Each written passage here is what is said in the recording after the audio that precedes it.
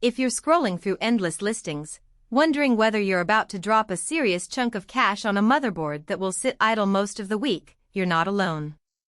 The fear of buying a piece of hardware that looks perfect on paper but ends up collecting dust is real, especially when you're dealing with a platform that promises server-grade features for a desktop workstation. Link is in the description if you want to check the product details on Amazon. Let's break down what the ASUS ProWS WRX90E SE actually delivers in everyday use, so you can decide if it fits your workflow or if you should keep looking. First off, this board is built around AMD's STR5 socket, which means you can pop in any Threadripper Pro 7000 series CPU, all the way up to a 96-core beast. For people who run heavy multi-threaded simulations, think finite element analysis, complex video rendering pipelines, or AI model training, that kind of core count can shave hours off a job that would otherwise chew through a standard desktop. In my conversations with a few research labs, they told me that moving from a 32-core setup to a 96-core Threadripper Pro cut their batch processing time by roughly a third, and the motherboard was the only thing that could reliably feed that power. One of the first practical things you notice is the 32-phase power delivery. It's not just a marketing number, the board actually spreads the load across many smaller MOSFETs, which keeps voltage droop low when the CPU spikes. I've seen this in a small visual effects studio where artists were pushing the CPU with real-time playback of 8K footage. The system stayed rocksteady, no unexpected throttling, and the fans kept their RPMs in a predictable range. That kind of stability matters when you can't afford a render to crash halfway through.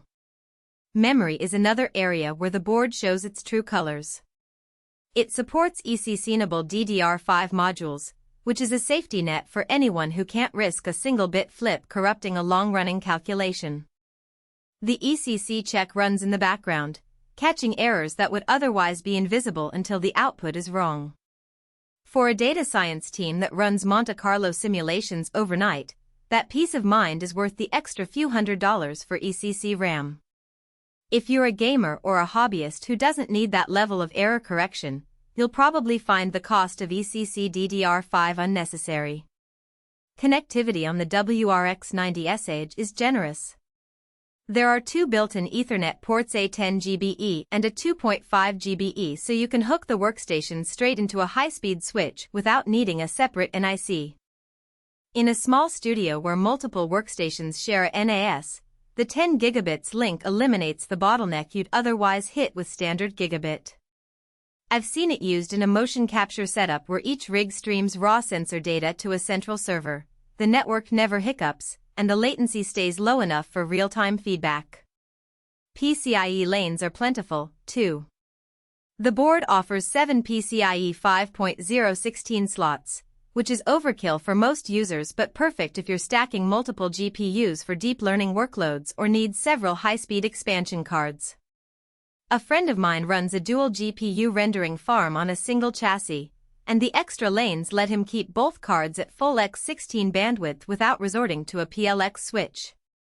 The downside is that you need a case that can accommodate the EATX footprint and enough clearance for those cards, which can push the overall build cost up. Now, let's talk about the hidden trade-offs. The first is the price tag. A workstation board with these specs doesn't come cheap, and you'll also need a Threadripper Pro CPU that starts well over $1,000, plus ECC DDR5, which is still pricey per gigabyte. If your daily tasks are confined to Photoshop, Lightroom, or a few Adobe Premiere timelines, you'll likely never tap the 96-core potential, and the extra expense becomes hard to justify. In that case, a more modest X570 or B650 board paired with a regular Ryzen 7000 CPU could give you plenty of headroom for creative work at a fraction of the cost. Another practical concern is the BIOS and firmware ecosystem. ASUS has built a server-grade IPMI remote management interface into this board, which is fantastic if you run a rack of workstations or need to administer the machine without being physically present. However, the IPMI interface adds a layer of complexity. Setting up a separate network, configuring users, and handling firmware updates can be daunting for someone who isn't comfortable with remote console access. For a single-user desktop, that feature might feel like a luxury you'll never use. Thermal design is robust, with a large VRM heatsink and a dedicated chipset fan header. In high-load scenarios, say, running a 96-core Threadripper at full boost for an extended period, the board stays within safe temperature margins as long as you pair it with a high airflow case and a quality CPU cooler. I've heard from a couple of CAD engineers that they ran stress tests for 8 hours straight and saw VRM temperatures hover around 65 C, well below the thermal throttling point. If you're planning to keep the box in a